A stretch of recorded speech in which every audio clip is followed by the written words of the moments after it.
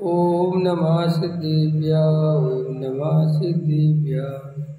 मंगलमय मंगल करन वीतराग विज्ञान नमो तार जाते वही अरहंता दिमान करे मंगल करे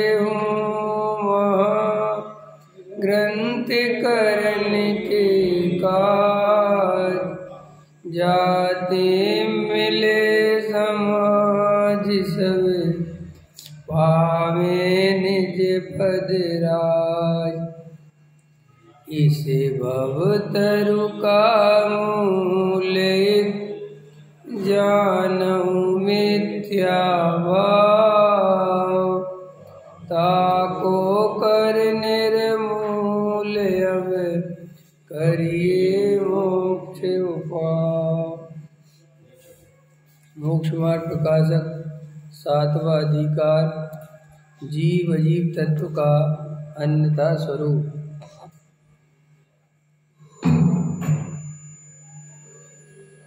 किसी प्रसंगवश उसी प्रकार जानना हो जाए तब शास्त्र अनुसार जान तो लेता है, परंतु अपने को आप रूप जानकर पर का अंश भी अपने में ना मिलाना और अपना अंश भी पर में ना मिलाना, ऐसा सच्चा श्रद्धान नहीं करता।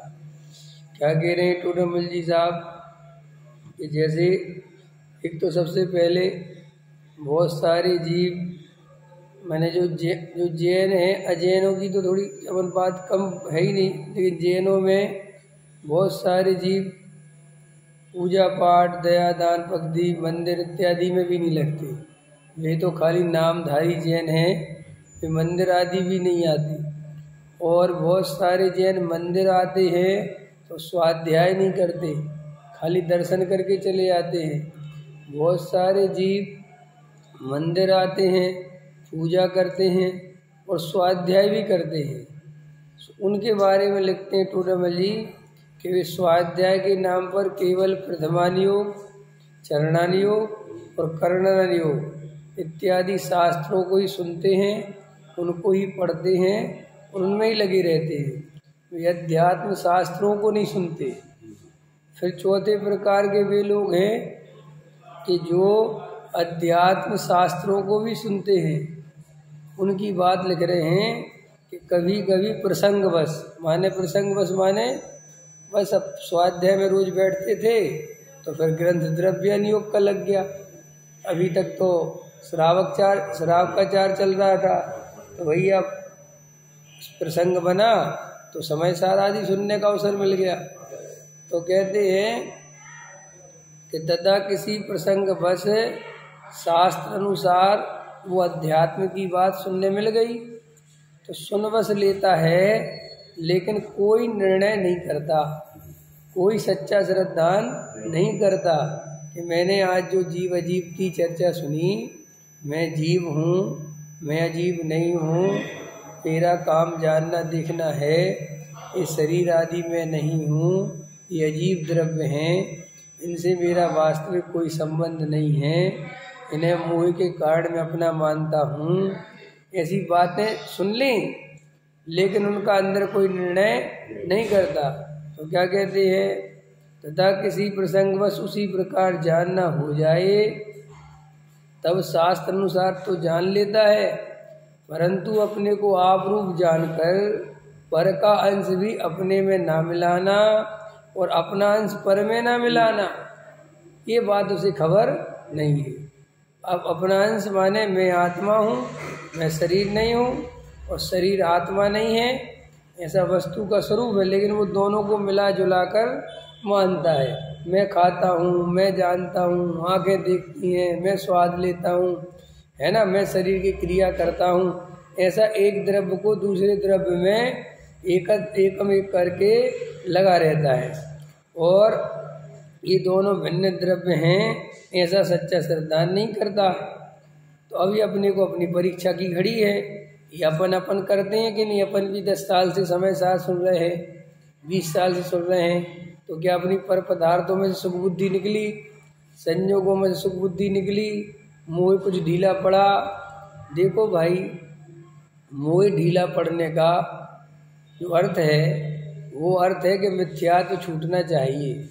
मोह ढीला का मतलब ये नहीं है कि पहले तुम अवक्ष खाते थे, अवक्ष का त्याग कर दिया तो तुम्हें लगता हमारा मोह ढीला पड़ गया। वो मोह ढीला पड़ने का उससे कोई संबंध ही नहीं है। तुम पहले बाजार में खाते थे, अब बाजार का छोड़ दिया। पहले तुम रोज पूजा नहीं करते थे, अब रोज पूजा करने लगे। तुम पहले रोज स्वाध्याय, तो साहब ये क्या है? ये सब कसाई की मंदता है, ये मोह का ढीला पड़ना नहीं है। तो मोह का ढीला पड़ना क्या है? मोह का ढीला पड़ना मिथ्यात्व का कमजोर होना। जो जीव एकांत में बैठ के तत्व चिंतन करने लगते हैं, तत्व विचार करते हैं, जिन्हें संसार में सुख की कल्पना छूट जाती है, जिन्हें आत्मा में सच्चा सुख भासित होने लगता है, जिन्हें पर पदार्थ भासित होने लगते हैं, वे ही जीव मोह को ढीला कर रहे हैं। खाली क्रिया में सुधार कर लिया, परिणामों में सुधार कर लिया, भक्ति करने लगे, पूजा करने लगे, तो ये तो सब कसाई की मंदता है, ये धर्म नहीं है, एक बात। और ये धर्म का कारण नहीं है, दूसरी बात। और इनसे धर्म कभी होगा नहीं, तीसरी बात। और इनमें धर्म मानना मिथ्यात्व है, चौथी बात। ख्याल में है ना? और अज्ञानता से जन्मों जन्मों से जो हमारी भूल है वो यही है। हमें जब भी अवसर मिलता है मोह को ढीला करने की, मिथ्यात्व के नाश करने का, हम तभी कसाई की मंदता को धर्म समझ बैठते हैं। हमेशा कोई आदमी मंदिर में झाड़ू लगा रहा है, मंदिर की साफ सफाई कर रहा है, मंदिर का ध्यान रख रहा है, रात और दिन मंदिर में ही लगता, वो सोचता है मैं बहुत धार्मिक आदमी हो गया, मैं तो घर पे ध्यान भी नहीं देता। बहुत लगे रहते हैं लोग मंदिर की सेवा करने। मैं ये नहीं कह रहा हूँ कि वो बुरी बात है, वो बहुत अच्छी बात है, लेकिन उससे मोह ढीला नहीं हुआ। मोह ढीला होना अलग चीज़ है और कसाई की मंदता बिल्कुल अलग चीज़ है। कसाई की मंदता तो ऐसे ऐसे महाराजों की देखने मिलती है, ऐसे ऐसे साधु संतों की मिलती है कि आप उनकी कसाई मंदता देखो तो सम्यक दृष्टि की कसाई मंदता फीकी पड़ जाए। मिथ्या दृष्टि जीव है वे, गृहीत मिथ्या दृष्टि है। और कौन से हैं? गृहीत मिथ्या दृष्टि। और कसाई इतनी मंद है, इतनी मंद है कि पूछो मत। महावीर को भी उतनी भक्ति से नमस्कार करते हैं, कृष्ण जी को भी उतनी भक्ति से नमस्कार करते हैं, और ब्रह्मा देवी को भी उतनी भक्ति से नमस्कार करते हैं। खाने पीने में बहुत समता भाव रखते हैं, जो दे दो वो खा लेते हैं, कोई बात नहीं। सूखी सूखी रोटी खा के खुश रहते हैं, झोपड़ी में रहते हैं, महल की चाय नहीं रखते, जगत में बीमार हो उसकी सेवा करते हैं, नहाते हैं, धुलाते हैं। तुम्हें देखकर जिसको गंदगी लगे उसको भी साफ कर दे में, उसकी भी भैया वृत्ति कर दे में। इतनी कसाई की मंदता, इतनी ज्यादा कि तुम देख के आश्चर्य रह जाओ कि भैया ये तो बहुत ही कसाई मंद है। अब ये लोग हैं जो क्या कहते जी, मदरसे वाले, क्या कहते हैं लोगों को, ईसा मसीह वाले, क्रिश्चियन, कितनी सेवा करते हैं लोगों की। बीमारों के लिए अस्पताल खोलेंगे, उनकी अपने हाथ से नहाएंगे, धुलाएंगे, सेवा करेंगे। तुम नहीं कर सकते, ख्याल में है ना? भले ही तुम समय सार पढ़ते हो। तो वो सेवा करना अलग बात है, कसाई की मंदता होना अलग बात है, लेकिन आत्मज्ञान होना बिल्कुल अलग बात है। अब अपन वो यही गलती करते हैं कि ये पहले घर की इनकी उनकी सेवा में लगे रहते थे, अब मंदिर की सेवा में लग गए। मंदिर की सेवा में जैसे ही आप लगोगे, आपको एक बात पक्की हो जाएगी कि लोग आपको धार्मिक समझेंगे, लोग आपको बड़ा अच्छा समझेंगे, और आप उसमें लुट जाते हो। तो इसलिए टोडामल जी साहब ने ये बहुत लिखा कि परमहंस भी दयादान पूजा भक्ति पालते हैं, लेकिन होते वो मिथ्या दृष्टि है। और मिथ्या दृष्टि नहीं होते, गृहीत मिथ्या दृष्टि होती है, माने उन्हें वस्तु स्वरूप की खबर ही नहीं है।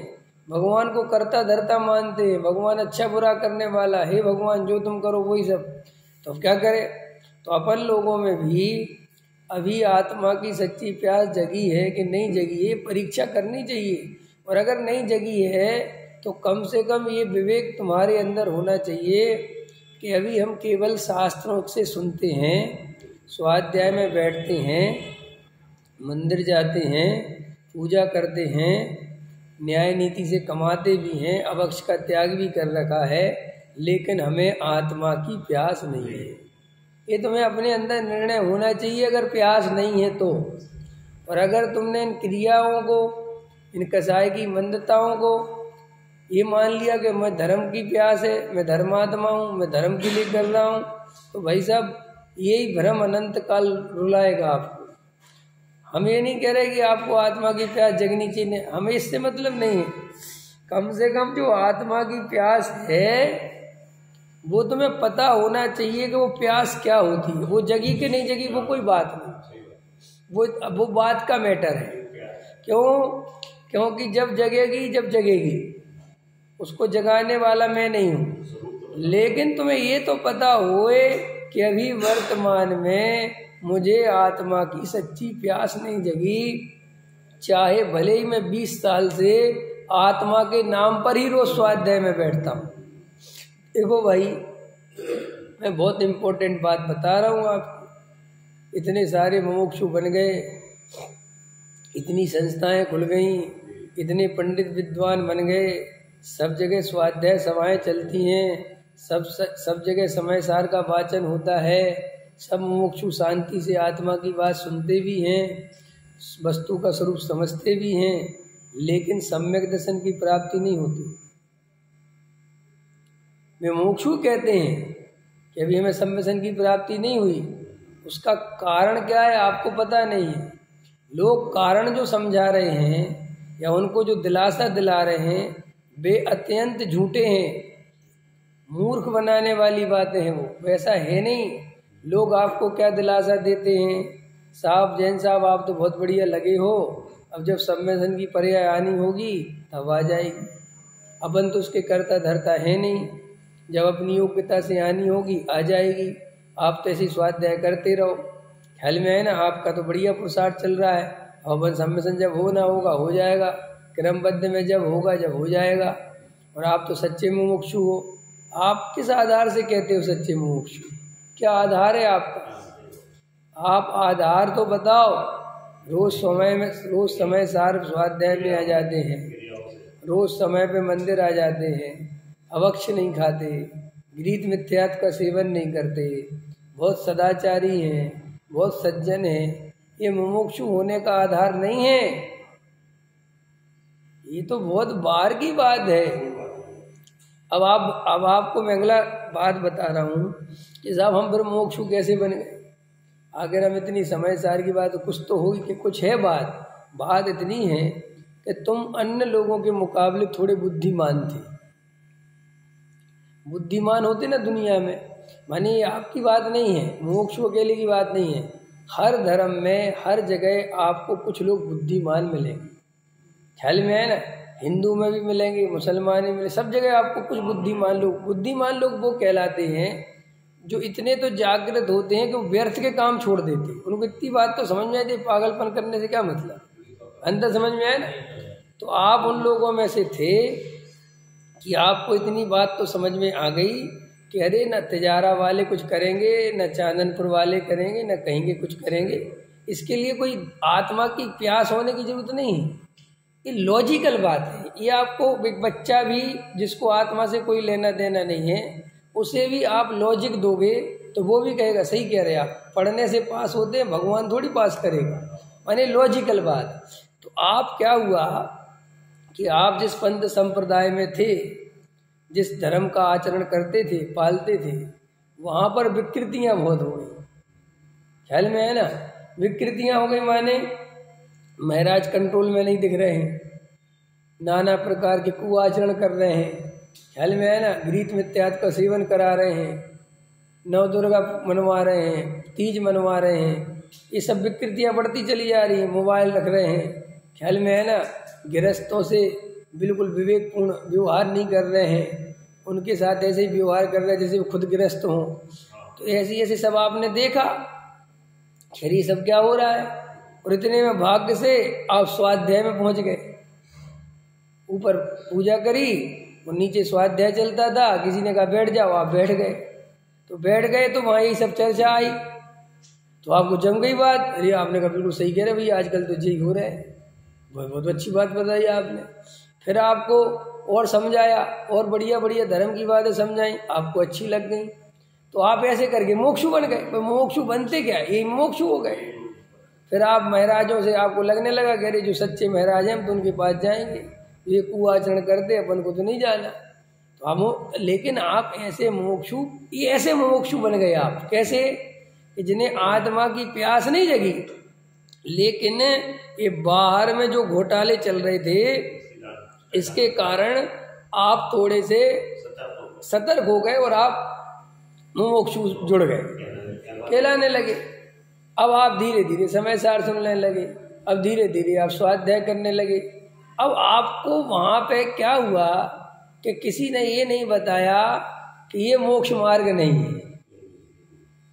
वहाँ पर सबने कहा तुम्हारे भाग्य बहुत अच्छे हैं भैया, तुम्हारी होनहार बहुत भली है, जो तुम आत्मा की बात सुनने लग गए, तुम मंदिर आने लग गए। अरे देखो दुनिया के लोग कहाँ समय सार सुनते, तुम इन बातों से फूल के कुप्पा हो गए और एकदम आनंद में जीने लगे। एक हाथ में समय सार और एक हाथ में रत्नकर्ण शराब का चार। ख्याल में आया कि नहीं आया? अब एक हाथ में समय सार और एक हाथ में शराब का चार। खुश हो गए, बोले अपन तो बहुत ही बढ़िया हो गए, अपने गृह में त्याग छूट गया, एक बेकार के महाराज जो सही नहीं है उनका संग छूट गया, और अपन तो अब कहीं नहीं जाते साहब, बहुत बढ़िया साहब, जमीकन छोड़ दिया, हम तो बाजार में भी नहीं पूछते थे, और अपने यहाँ तो पंडित विद्वान आते भैया बंधु को आत्मा की बात सुनते हैं।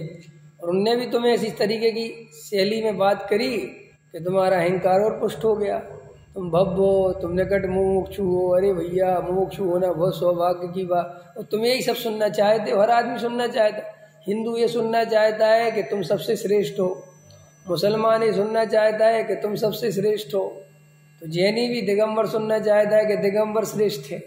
अभी देखो मैं तुमसे पूछूं, अभी भेद करता हूँ, दुनिया में सबसे अच्छा धर्म कौन सा है? जैन धर्म। गजब हो गया। अब जब दुनिया की बात आई तो आपने कौन सा चुनाव किया? जैन धर्म। अच्छा, जैन धर्म में श्वेतांबर धर्म सच्चा है कि दिगंबर धर्म? अब दिगंबर पे आ गए, तब नहीं आए थे तुम दिगंबर श्वेतांबर पे।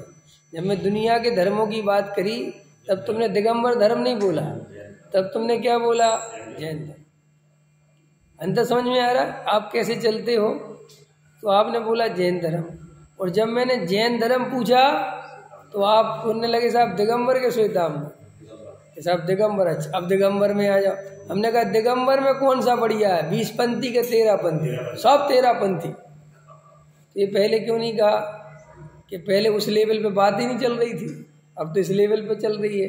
जिस अब आपको ईगो बता रहा हूँ, पहले आप जब जैसे देखो सारी दुनिया में सबसे अच्छा देश कौन सा है?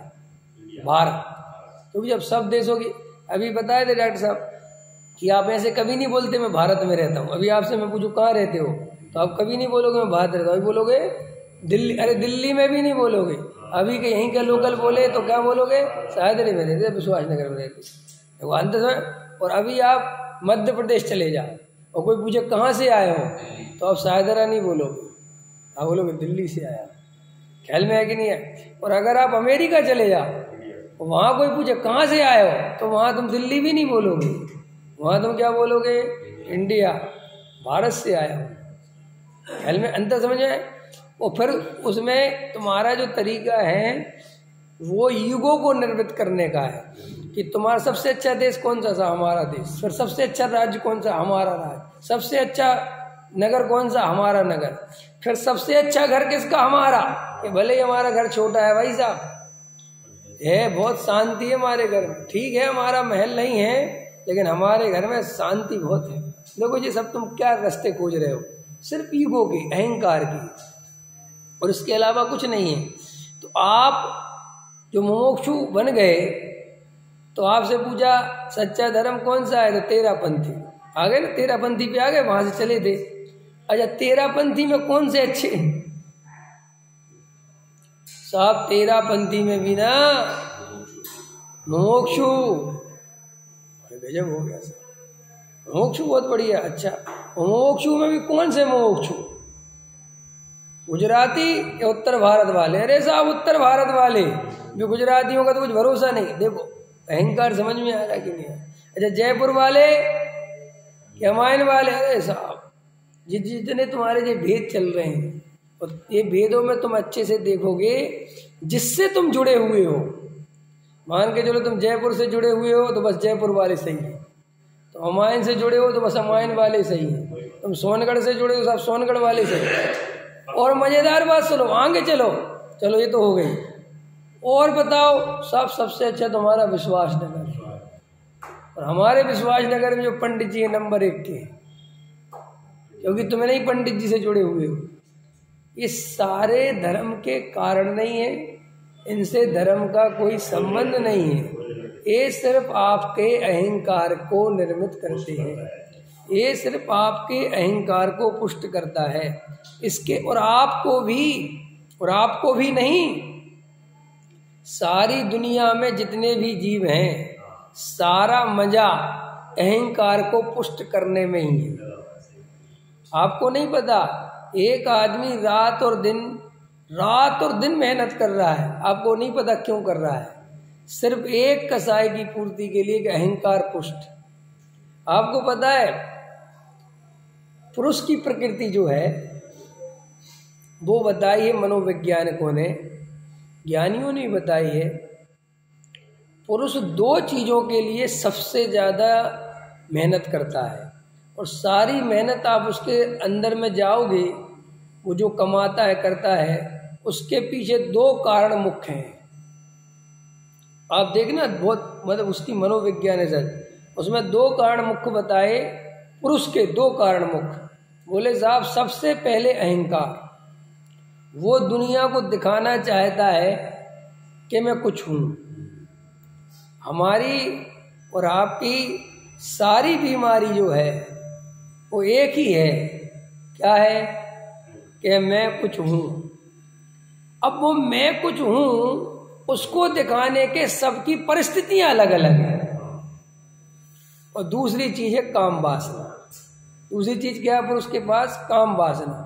वो कहता है कि मैं कुछ बनूंगा तभी तो मुझे कोई लड़की देगा। वो लड़की काहे के लिए चाहिए? शादी काहे के लिए करता है आदमी? काम वासना के लिए।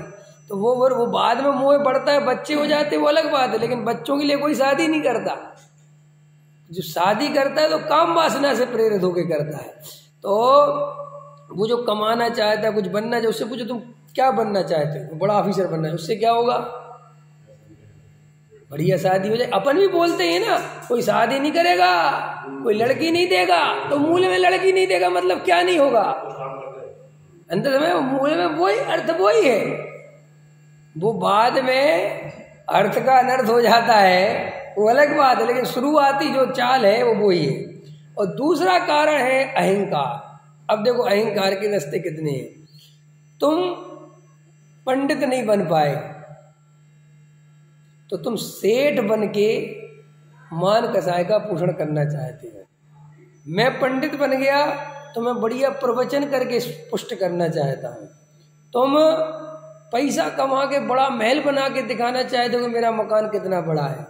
कोई कवि है तो बढ़िया गा गा के, कोई विधान आचार्य है तो बढ़िया भजन गा के, कहीं ना कहीं आप दूसरे को प्रभावित करने में ही जीवन गंवाते हो। पकड़ में आ गई इतनी बात। मूल में क्या है? अहंकार। मूल में क्या है? ईगो। यहां तक कि आदमी अज्ञानी जीव मुनि बन के भी, मुनि बन गया, वो नग्न दिगंबर साधु हो गया, और वहां पर भी केवल और केवल अहंकार को पुष्ट करता है। केवल उसकी जितनी भी क्रियाएं चल रही हैं वो दुनिया को कहता है कि देखो मेरे जैसा आचरण तुम नहीं पाल सकते।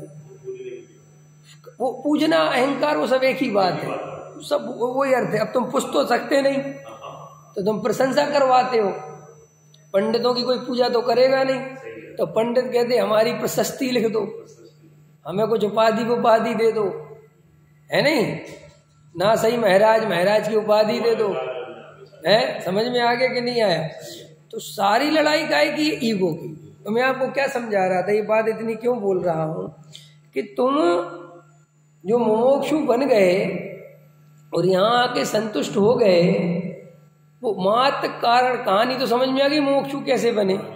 और मुमुक्षु बनने के बाद तुम्हें यहाँ कोई कहने वाला ये नहीं मिला कि इससे कुछ नहीं होता, और इससे कुछ नहीं होता ये कहने वाला मिला तो वो तुम्हें बुरा लगा। नहीं समझ में आया? तुम्हें मैं बुरा लग सकता हूं, लग सकता नहीं, लगता ही हूं। कि क्यों लगता हूं? कि हमने इतनी जो मेहनत करी, हम गैर मुमुक्षु से मुमुक्षु बने और हम बड़े खुश थे कि हम सही मार्ग पे आ गए और हम मोक्ष मार्ग में लग गए और हम मोक्ष चले जाएंगे। अब अंदर अंदर अपने सेटिस्फेक्शन हो गया था आपको, और इसने आके इस व्यक्ति ने हमारी जमीन खिसका दी। तो तुम्हें मैं शत्रु दिखाई दूंगा, 100% दिखाई दूंगा। इसलिए मैं कामयाब पंडित नहीं बन सकता। कामयाब पंडित बनने के लिए किसी भी रास्ते में हो, कामयाब मैंने आप जिस पंथ, जैसे हिंदू में तुम्हें बड़ा पंडित बनना है तो तुम्हें हिंदू यही कहना पड़ेगा हिंदू धर्म बहुत अच्छा है और तुम भाग्यशाली हो कि तुमने हिंदू में जन्म लिया। अगर मुझे श्वेतांबरों में पूजना है तो मुझे यही कहना पड़ेगा श्वेतांबर धर्म सच्चा है, अच्छा है, और तुम बहुत भाग्य, तभी तो श्वेतांबर मेरे से खुश होंगे। पकड़ में आ रहे? अगर मुझे दिगंबरों से पूछना है तो मुझे कहना पड़ेगा तुम बहुत भाग्यशाली हो, दिगंबर धर्म से सच्चा धर्म, तब दिगंबर खुश होंगे। अब मैं आ गया मुमुक्षु में तो मुझे सारी दुनिया को तो देनी पड़ेगी गाली, और मुमुक्षुओं को पहनानी पड़ेगी हार माला। ये अंतर समझते हो अरविंद जी? मुझे कहना पड़ेगा अरे सब धर्म झूठे हैं, तुम्हारे ही भाग्य अच्छे हैं भैया, अरे तुम मुमुक्षु बन गए। तो बस तुम कहोगे इन पंडित जी को तुरंत माला पहनाओ, इन पंडित जी को दुशाला उड़ाओ। ये क्यों? कि ये पंडित जी बहुत अच्छे हैं। कि क्यों अच्छे हैं? कह रहे साहब इतना बढ़िया तत्व का निरूपण। कौन सा तत्व का निरूपण?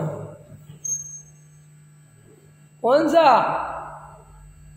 कि साहब ये वो ही बोलते हैं जो हम जानते हैं, तुम वो नहीं बुलवाना चाहते जो तुम नहीं जानते।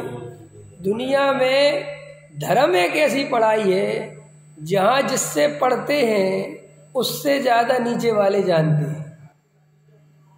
क्या? दुनिया में धर्म एक ऐसी पढ़ाई है जहां पढ़ाने वाले से भी ज्यादा पढ़ने वाले जानते हैं।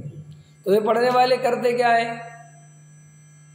तुम लोग क्या करते हो? जैसे मैं प्रवचन कर रहा हूं तो क्या कर रहे हैं तुम लोग? तुम लोग सुन नहीं रहे, तुम लोग कॉपी पेन लेके बैठे हो अंदर हृदय में। कॉपी पेन लेके समझते हो? नोट नहीं कर रहे, तुम रेड पेन लिए हुए हो, कॉपी भरी हुई है। अरे सुनो तो, आपकी बात थोड़ी कर रहा हूं मैं। अपवाद छोड़ दिया करो। जीवन में जब भी कोई चर्चा चलती है तो उसमें अपवाद होते ही होते हैं, और वे अपवाद ही तो काम करते हैं, वे ही तो निकलते हैं। अपन प्रवचन कर रहे हैं कि सारी दुनिया किस स्टाइल से जीती है। अपन ये देख रहे लोग क्या करते, पता कैसे? बताता हूँ, सुनो पूरी बात। आप अंदर रेड पेन लिए हुए हो और मैं जहां तक आपके मन का बोलता हूं, आपके मन का माने आपकी जैसी मान्यता है, वहां तक तुम उस पेन से राइट राइट राइट राइट करते आते हो ना। जहां मैंने बोला नरक होता ही नहीं, मैंने क्या बोला? नरक नहीं होता, पंडित जी गलत। तो पंडित जी गलत किसने बताया? तुम नहीं बताया ना। नहीं समझ में आया? तो तुम मेरी परीक्षा ले रहे हो कि मैं तुम्हारी परीक्षा ले रहा हूं? क्योंकि परीक्षा तुम ले रहे हो, जहां मैं अपने हिसाब से बोलता हूं वहीं तुम चुप करा देते हो। ये नहीं चलेगा, ये नहीं चलेगा, माने तुम्हें पता है कि क्या चलेगा। तो मेरे बताने की कीमत कहाँ रही? क्योंकि तुम तो वही सुनना चाहते हो जिसकी तुम मान्यता बना के बैठे हो। नहीं समझ में आया? मैं अभी कोई तुम्हें गुरुदेव की कमी बता दूं तो क्या करोगे? पंडित जी कल से आप प्रवचन नहीं होगा। कि क्या हो गया कि आप तो तुम्हें हमसे ज़्यादा पता है क्या? तो श्रोता को वक्ता से ज़्यादा पता हुआ कि नहीं? क्योंकि जो करेक्शन कर सके वही तो बड़ा है। टीचर करेक्शन करता है कि विद्यार्थी? गलती निकालेगा, बड़ा है, उसका ज्ञान बड़ा है। अंतर समझ में आया? तो हम सिर्फ और सिर्फ सुनते हैं, लेकिन वो ही सुनते हैं जो हमारी श्रद्धा में बैठा हुआ है। हम उसके खिलाफ नहीं सुन सकते। नहीं समझ में? पहले तुम महाराजों के खिलाफ नहीं सुन सकते थे। अभी बहुत सारे लोग हैं, अगर कोई महाराज के बारे में कुछ बोल दो तलवार खिंच जाए, और उन्हीं में से कन्वर्ट हो गए। कन्वर्ट हो गए कहाँ आ गए? मोक्ष। अब तो महाराज के खिलाफ तो सुन लोगे, लेकिन गुरुदेव के खिलाफ नहीं सुन सकते। अगर किसी ने गुरुदेव के बारे में कहीं बोला तलवार खिंच जाएगी। अंतर समझ में आ रहा? तो ऐसा क्यों हुआ तुम्हारे साथ? पहले तो महाराजों के लिए लड़ने को तैयार थे, अब गुरुदेव के नाम पर लड़ने को तैयार हो। आखिर कारण क्या है? इसका मात्र कारण है ईगो, अहंकार। तुम जिसको मानते हो, जिसके प्रति तुम्हें ये लगता है कि बस फिर तुम्हारी उसके प्रति ऐसी श्रद्धा जम जाती है कि फिर उसकी कोई कमी बताए तो तुम पे बर्दाश्त नहीं होती। और जबकि सच्चा आत्मार्थी वो है, जागृत पुरुष वो है कि उसे दूसरे की तो छोड़ो, खुद की भी कमी बताई जाए तो वो शांति से विचार करे कि ये कमी है कि नहीं। एक बार फरीद नाम का व्यक्ति बाजार में जा रहा था, तो वो साधु हो गया, मतलब सन्यासी टाइप हो गया। तो एक दिन बाजार से जा रहा था तो उसके कुछ पुराने दुश्मन बाजार में उसे मिल गए, जिनसे उसकी बहुत पहले लड़ाई झगड़ा हुई है वो में कभी। उनने कहा ये जा रहा फरीद, बोला इसको पकड़ो। और पकड़ा भैया उसको, और बहुत गाली बकी, बहुत। और शांति सुनता रहा और वे गाली बकते रहे। जब उनने बहुत गाली बक ली, और गाली बकने के बाद फरीद से बोले बोल क्या बोलता है तुम? फरीद ने कहा कि मैं अभी तो कुछ नहीं बोल सकता, लेकिन तुमने जो जो कहा है मेरे बारे में, मैं 2 दिन बाद इसका जवाब दूंगा। कितने दिन बाद दूंगा? तो उनने कहा पागल पागल है क्या? अरे तुझे हम गाली दे रहे हैं, इसमें भी क्या विचार करना? नहीं समझ में आया? या तो ये क्या कि मैं डर गया, मैं लड़ नहीं सकता, ये क्या बात 2 दिन बाद विचार करके? बोले भैया तुमने जो मेरे बारे में कहा है, मैं अभी एकदम से कैसे कह दूं कि गलत कहा है? हो सकता है तुमने जो मुझे गालियां दी, छल कपटी मायाचारी फरेबी जो कुछ कहा है, मैं 2 दिन शांति से बैठ के विचार करूंगा, और हो सकता है कि वो सही बैठे मेरे पे वो गालियां। मैं छल कपटी हूं तो तुमने गलत कहाँ कहा? और अगर वो झूठ है, मैं जब विचार करके देखूंगा कि तुमने जो कहा वो झूठ है, तो उसकी कीमत क्या है? झूठ की क्या कीमत, उसका क्या जवाब देना?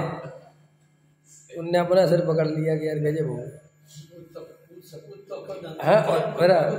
तो ऐसे ही आप अच्छे से समझ लो, गहराई से समझ लो कि आप अगर अपनी बुराई नहीं सुन सकते तो आप बहुत अहंकार में जीते हो।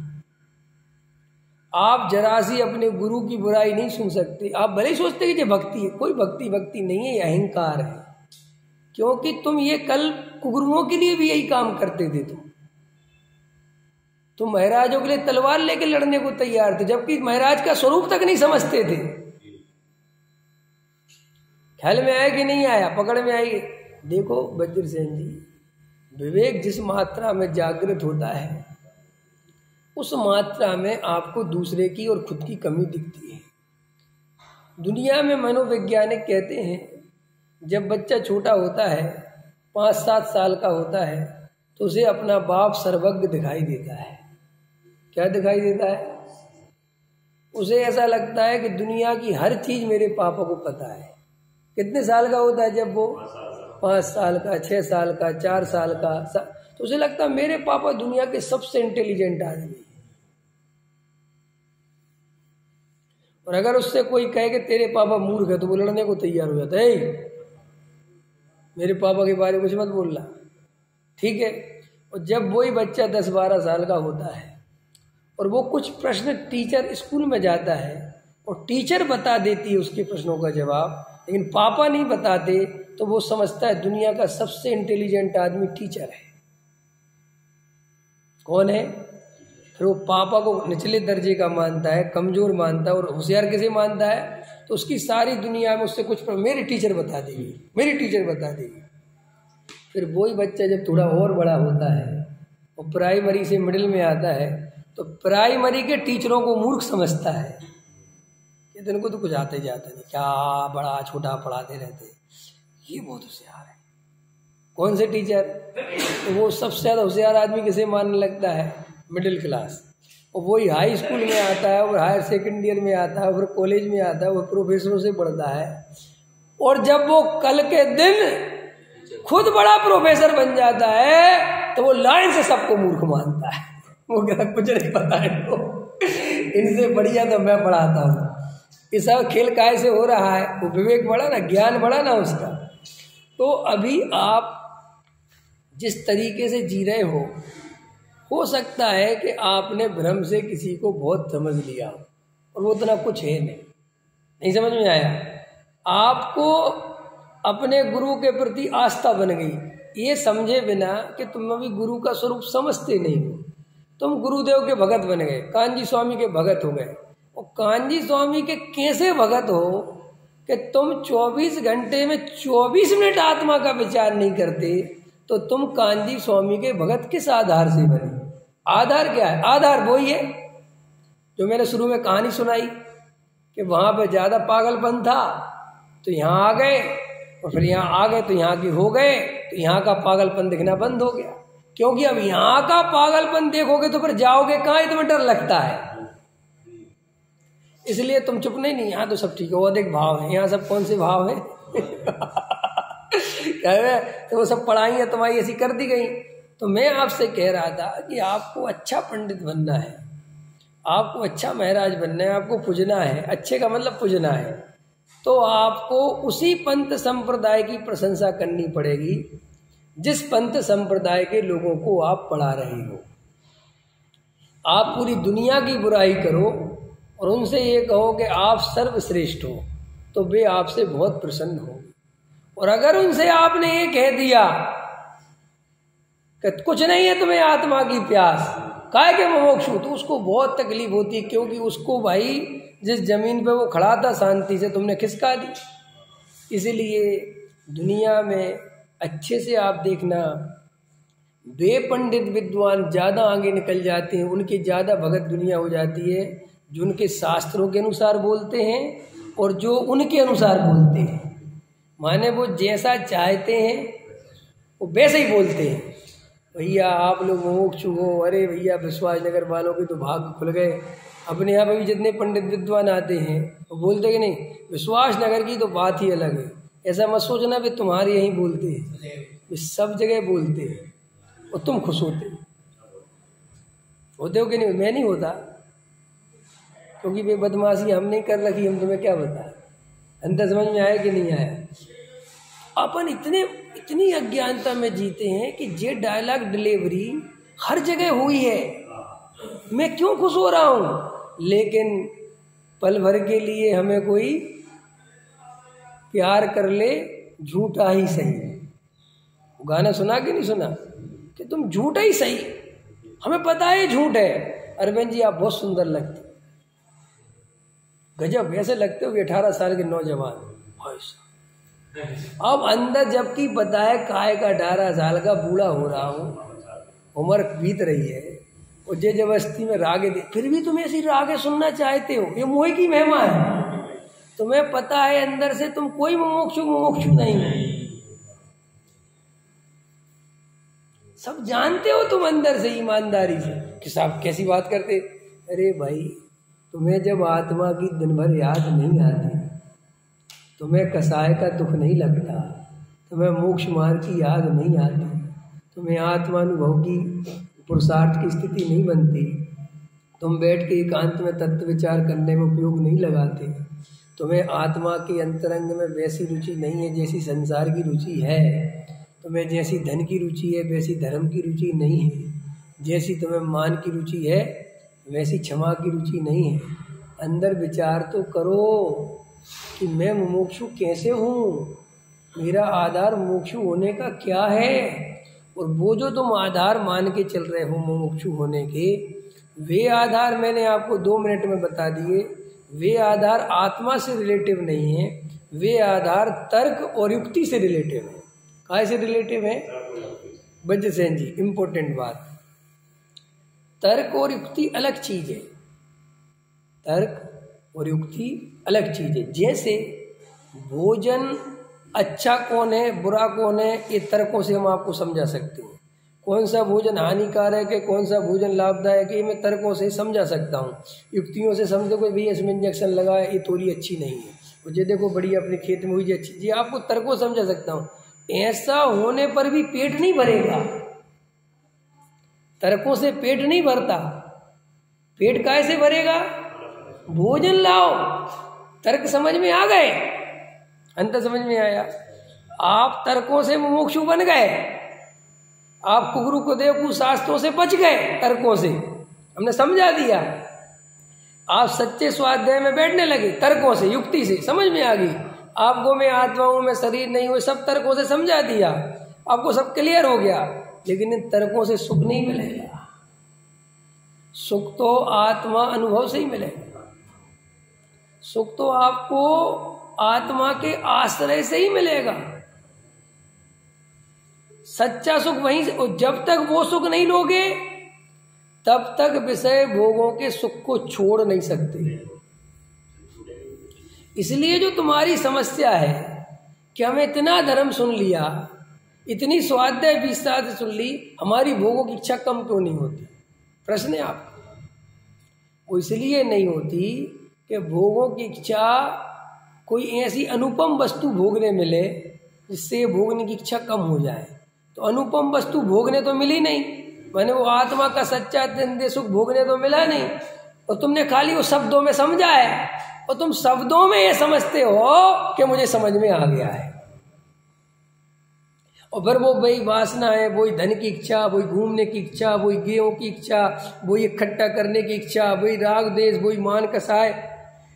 तो तुम्हें ऐसा लगता है कि यार ये हो क्या रहा है मेरे साथ? लगता तो है वज्रसेन जी कि यार ये चल क्या रहा है, लेकिन उसके लिए भी तुम्हें एक झुंझुना दे दिया गया है कि तुम थोड़ा बहुत सोचो भी तो भी एक झुंझुना ऐसा पकड़ा दिया कि वो तुरंत तुम झुंझुना बजा लेते हो और भूल जाते हो। वो क्या झुंझुना है भैया?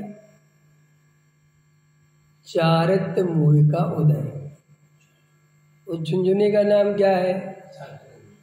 तो मैं जैसे ये कसाएं चढ़ी तुमने तुरंत वो झुंझुना बजाया। अरे तो सम्यक दृष्टि को भी होता है, चारित्र मोह का उदय। मैं क्या कर सकते? मूर्ख काय का चारित्र मोह का उदय।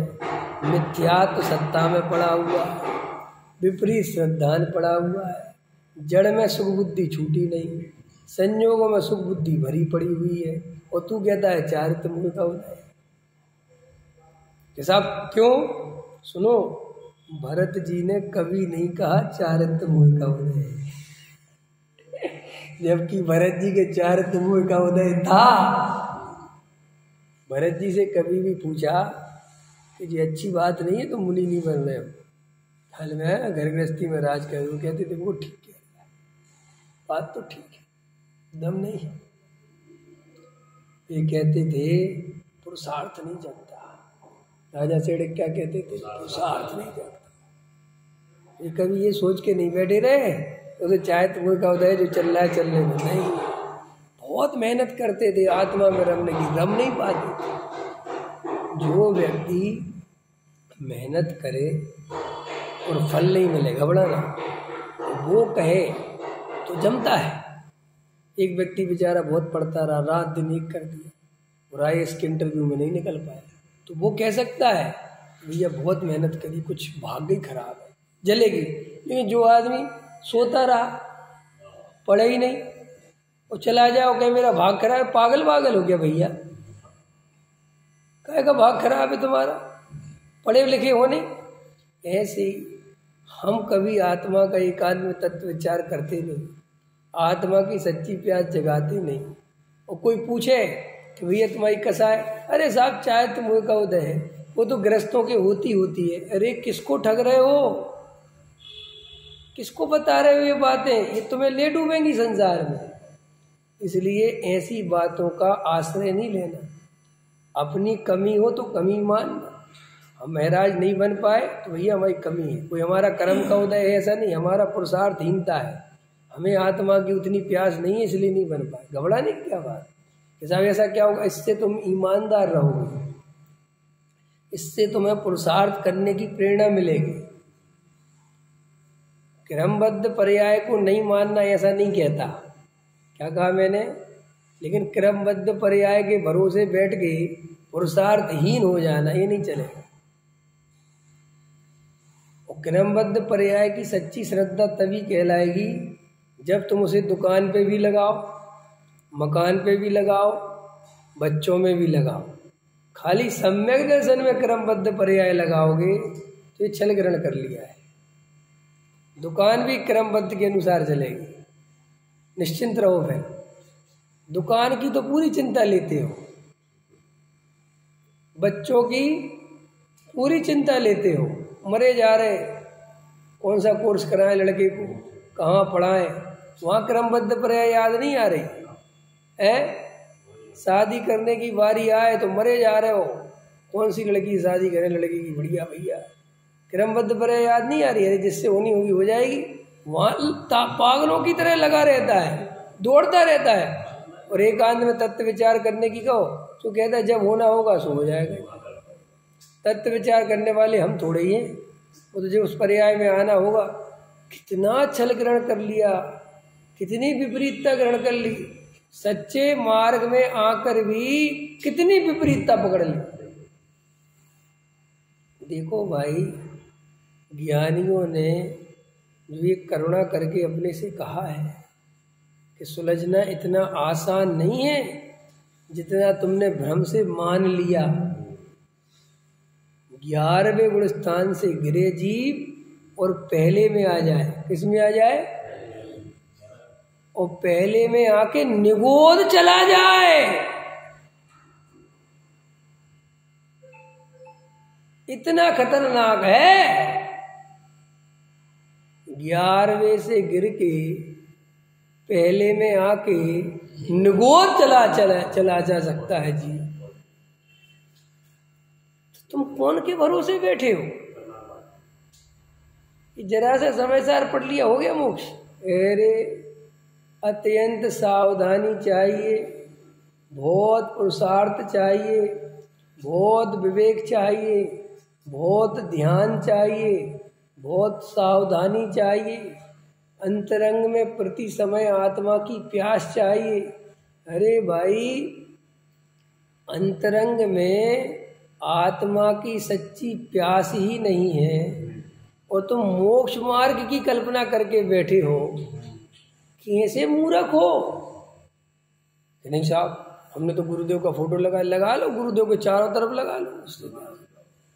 हम तो रोज गुरुदेव का सीढ़ी, तो गुरुदेव ले जाएंगे मोक्ष या मैं ले जाऊंगा मोक्ष? कौन ले जाएगा मोक्ष? तुझे मोक्ष जाना वाना है नहीं है। और बढ़िया बढ़िया खोज कर रहा है, हम बढ़िया से बढ़िया नाव में बैठेंगे। बढ़िया से बढ़िया नाव में बैठोगे, जो बहुत बढ़िया नाव है, ये बैठेंगे। अभी नहीं बैठना तो पार कैसे होगे? तुम नाव की तलाश कर रहे हो और बैठना है नहीं। लोग गुरुओं की तलाश करते फिर रहे हैं। नहीं समझ में आया? ओ ये गुरु, वो गुरु, ये गुरु, ये गुरु, ये पंडित, वो महाराज, ये पंडित, वो महाराज, फलान दौड़ते फिर रहे हैं और बैठना है नहीं। जो गुरु मिलता है तो आप सब बहुत बढ़िया मिल गए, साहब बहुत बढ़िया मिल गए, हम तो बहुत परेशान थे। अच्छा बताओ क्या बात? अरे साहब कोई सच्चा मार्ग बताने वाला ही नहीं मिलता। अच्छा आओ बताते हैं। अरे साहब आप पे तो पक्का भरोसा है, आप तो सच्चा ही बताते हो, तो बैठो आओ कि बताओ भैया सच्चा मोक्ष मार्ग है, ये 7 तत्व हैं, इनकी ऐसी कहानी है, और बैठ के कान में तत्व विचार करो। ठीक है साहब, समझ में आ गया, पक्का यही करना है। जय श्री राम। फिर दूसरे पंडित के पास, फिर वही कहानी, फिर तीसरे महाराज के पास, फिर वही कहानी। महाराजों को ही मूर्ख बनाता है, पंडितों को ही मूर्ख बनाता है। और वे पंडित सोचते हैं कि देखो हमने से समझा दी, समझा कहाँ है वो, क्योंकि उसको मजा घूमने में आता है। उसे जो तुमने समझाया है ये तो उसे 20 साल पहले पता था। अरे भाई मोक्ष मार्ग नया नया थोड़ी है। जो आदिनाथ कुछ अलग समझा गए, महावीर कुछ अलग समझा गए, कुंद अलग समझा गए, गुरुदेव अलग। अरे मार्ग तो एक ही है, चाहे कुंद से सुन लिया हो तो, और चाहे महावीर से सुन लिया हो तो, और चाहे मेरे से सुन लिया हो तो, और चाहे गुरुदेव, सब वो तो बात एक ही है, वो बदलती थोड़ी है। लेकिन तुम चलने ही नहीं चाहते, इसलिए तुम मजे लेते रहते हो। वो सब बात जब एक बात बताते हैं तो तुम्हें पता तो चल जाता है कि बात तो यही सच्ची है, लेकिन तुम बहाने खोजते हो कि कुछ और मिल जाए, कोई और बता दे तो इस पे ना चलना पड़े। तो वो और क्या है कि फिर तुम हमें समय सार की बात तो पता है, वो तो हमने 3 बार पढ़ लिया है और एकदम क्लियर है कि अब क्या चाहते हो। अब साहब थोड़ा सा आचरण के बारे में बताओ। अब थोड़ा ये बताओ कि वीरसेन महाराज ने क्या लिखा है धवला में, वो पढ़ना है। अच्छा, तुमने उसे पढ़ा तो है कि 11 अंगनों के ज्ञान से कुछ नहीं। अरे वो तो ठीक है, वो अपनी जगह है, सब पता है, लेकिन ज्ञान तो जरूरी है। समझ में आया? उसको चलना नहीं है। उसको जैसे बच्चे को पढ़ना नहीं है तो वो नहीं पढ़ने के बहाने खोजता है, और वो आपको ऐसी ऐसी बातें बताएगा, जरा से पेट दर्द होने लगेगा, सिर दर्द होने लगेगा, और पापा कल तो गैप है, परसों पढ़ लेंगे, अरे अभी तो बहुत टाइम है। अरे सीधा बोल देना भैया नहीं पढ़ना, मेरा सिर मत खाओ। ऐसी समझ में तुझे मोक्ष में नहीं जाना, ये बात हमें समझ में आ गई है। तुझे आत्मानुभव नहीं कर, इसलिए कहता है हमें कहानी सुना दो, हमें चरणानुग सुना दो, हमें प्रथमानुग सुना दो, हमें पुरुषार्थ सिद्धि उपाय सुना दो, क्योंकि हमें समय सार दो, हमें थोड़ा न्याय पढ़ना है। तुझे सिर्फ पढ़ना ही पढ़ना है, करना कुछ नहीं है। और नए नए पंडित तलाश करता रहता है, और मार्केट में नए नए आते भी रहते हैं, क्योंकि वे तो आते रहेंगे, उसमें क्या है भाई, तो सब चीज़ें परंपराएं चलती रहती हैं। लेकिन कोई भी व्यक्ति, कोई भी साधु, कोई भी पंडित, कोई भी विद्वान, कोई भी महाराज आपको मोक्ष मार्ग नहीं दे सकते। मोक्ष मार्ग तो स्वयं बनाना पड़ता है, और बना हुआ भी नहीं है मोक्ष मार्ग। प्रत्येक जीव को अपना मोक्ष मार्ग स्वयं निर्मित करना पड़ता है। पकड़ में आ रही कि नहीं आ रही? संसार में तो बने बनाए रेडीमेड घर खरीद सकते हो, बने बनाए कपड़े खरीद सकते हो, लेकिन मोक्ष मार्ग नहीं खरीद सकते। और तुम वही चेष्टा कर रहे हो कि खरीद लें। कोई ऐसा साधु मिल जाए, ऐसा आशीर्वाद दे और हम आत्मा में चले जाए। अरे ऐसा कोई आशीर्वाद नहीं है दुनिया में। महावीर के बराबर में बैठ के भी, ऐसे महावीर बैठे हो ना, ऐसे महावीर जैसे मैं बैठे, और तुम्हें महावीर के बराबर में बैठा दिया जाए तो 1 मिनट भी, 1 सेकंड का भी आत्मानुभव का उससे कोई संबंध नहीं है। वो तो तुम्हें स्वयं ही करना पड़ेगा। अगर ऐसा होता कि महावीर के समोशरण में जाने से, उनके प्रभाव से सभी जीव सम्यक दृष्टि हो जाते तीर्थंकरों के समोशरण में, तो फिर तो सारे के सारे जीव वहाँ सम्यक दृष्टि होने थे, कोई मिथ्या दृष्टि होना ही नहीं था। लेकिन ऐसा बताते हैं शास्त्रों में कि वहाँ अगर 10 लाख आदमी बैठा है, कितना लाख समोशरण में, तो भाई साहब 9.5 लाख मिथ्या दृष्टि। तीर्थंकर रहते हैं, वो सुनते रहते हैं प्रवचन, तो ऐसी बात भी नहीं कि नहीं सुनते, लेकिन भाई प्रवचन सुन तो लेते हैं जैसे तुम सुन लेते हो, लेकिन बैठ के निर्णय नहीं करते, एकांत में विचार नहीं करते। समूषण, अब देखो महावीर भगवान की भी रोज प्रवचन होता था। कितने टाइम होता है? दिव्य ध्वनि कितने टाइम खुलती है? 7 घंटे 16 मिनट, ऐसा कुछ है। कितने % जी? क्या कहलाते हैं 7 घंटे? अभी कोई भी विद्वान 7 घंटे तो प्रवचन नहीं कर रहा ना। 3 टाइम तक वाले पंडित तो हैं जो सुबह दोपहर शाम प्रवचन करते हैं। हाँ, बहुत रेयर है, ख्याल में है ना। 3 टाइम करने वाले भी बहुत कम हैं। और 3 टाइम में 45 मिनट करते तो कितना हो गया? 4 तिया 12, 5 तिया 15, 127 मिनट, माने 6 दूनी 12, 2 घंटे 7 मिनट। और महावीर कितना करते थे? 7 रेगुलर करते थे। ख्याल में है कि नहीं है? तो कितना प्रवचन होता था, तो कितने सम्यक बन जाते हैं। लेकिन वहीं वो मंगली गोसाल बैठी रहे, ख्याल में है ना, वहीं मिथ्या दृष्टि बनी रही। बिल्कुल सबसे ज्यादा निकट रहा वो गोसाल मंगली, किनके साथ? महावीर के तपस्या के काल में सबसे ज्यादा निकट रहा, सब पूरे 7 टाइम रहता था। लेकिन सम्यक दृष्टि नहीं हुआ, मिथ्या दृष्टि बना। और अंतोगत्वा तो जब गौतम गणधर, इंद्रभूति गौतम गणधर बन गए, तो वो इतना क्रोधित हो गया, इतना गुस्से में आ गया कि पूछो कि मैं साथ लगा रहा पूरे टाइम, मुझे गणधर नहीं बनाया। क्योंकि बेचारा आत्मा तो जानता नहीं था वो कि जो गणधर आत्मा के आश्रय से बनते, किसी की कृपा से नहीं बनते। उसको तो क्या लगता था कि जो महावीर 65 दिन चुप बैठे रहे और ये आया और बोल गए, हम कुछ नहीं है। बहुत लोगों को बुरा लगा था उस समय। कई लोग तो महावीर का समोसा छोड़ के भाग गए।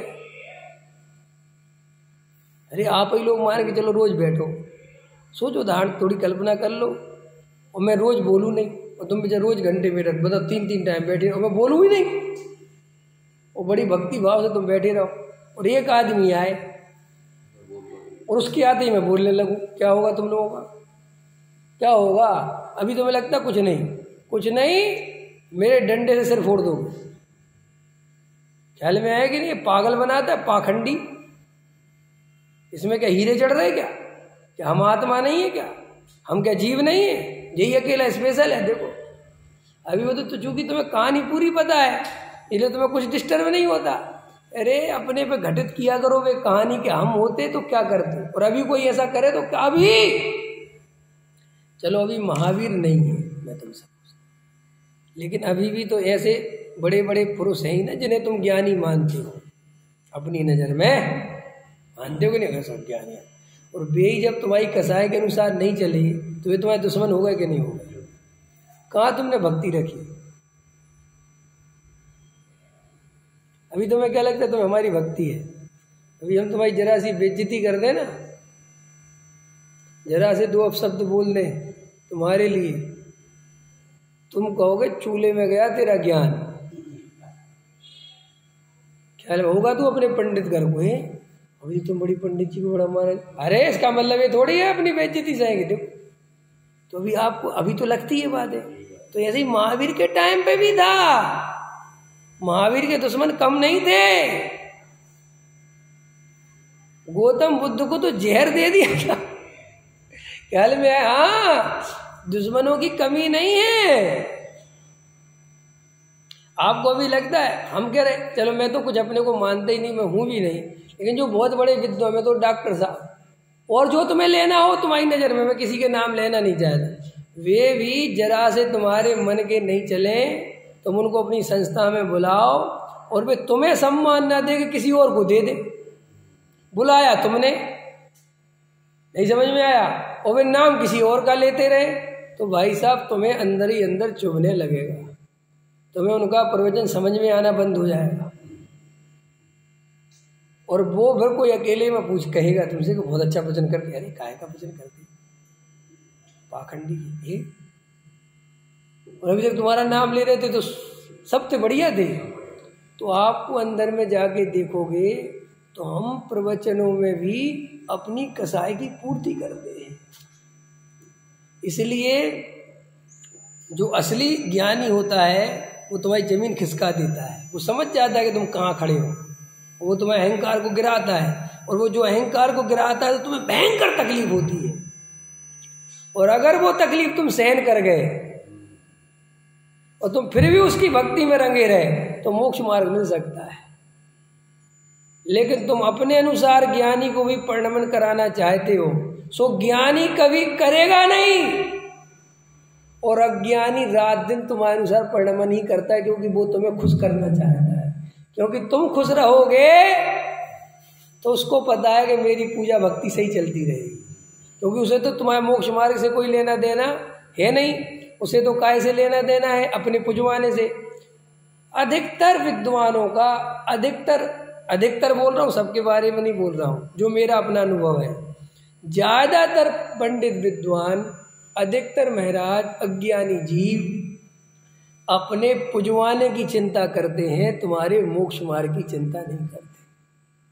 उनको इससे मतलब नहीं है कि वज्रसेन जी के अंदर कितनी गलतियां चल रही हैं, उनको तो इससे मतलब है कि हम 8 दिन यहाँ आए हैं और यहाँ के सर्वा वज्रसेन जी हैं, इनकी 1000 गलतियां भी दिख जाए तो मुझे मुंह ओंठ सिल के रहना है। और क्या करना है, वज्रसेन जी बहुत बढ़िया है भैया, तुम विश्वास नगर वालों के भाग्य हैं तो तुम्हारे पास वज्रसेन जी हैं। विद्वानों आते ना, विद्वान बनो, तो जो वहां विद्वान रहते हैं ना उनकी प्रशंसा करते हैं।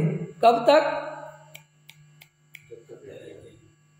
जब तक यहाँ रहते हैं। अरे विश्वास नगर वालों, तुम्हारा भाग्य, तुम्हारे यहाँ विवेक जी रहते हैं, बहुत बढ़िया विद्वान, जबकि ना तो मेरा उसने सुना मेरे को, वो मुझे बहुत बढ़िया कह रहा है।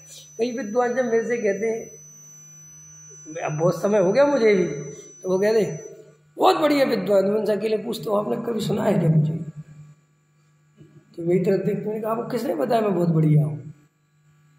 अरे ऐसा बोलना पड़ता है, तो ऐसा बोलने पर भी हमें मूर्ख समझते कि अच्छा व्यवहार भी नहीं समझता। अरे हम व्यवहार नहीं, हम मायाचार समझते हैं। जिसे तुम जो व्यवहार कहते हो, तुम्हारा 90% व्यवहार मायाचार है। क्या कहा मैंने, तुम जिसे व्यवहार के खाते में जमा करते हो अपने दिमाग से, वो व्यवहार के खाते में बिल्कुल जमा नहीं हो रहा है, वो सिर्फ मायाचार के खाते में जमा हो रहा है। और 8 दिन बाद यहाँ से यहाँ से अपना हुआ और तुमने माला पहनाई, साल उड़ाया, नरियल दिया, आगे रवाना। अब विश्वास नगर अच्छा के बुरा छोड़ो, अब दूसरे नगर में टारगेट।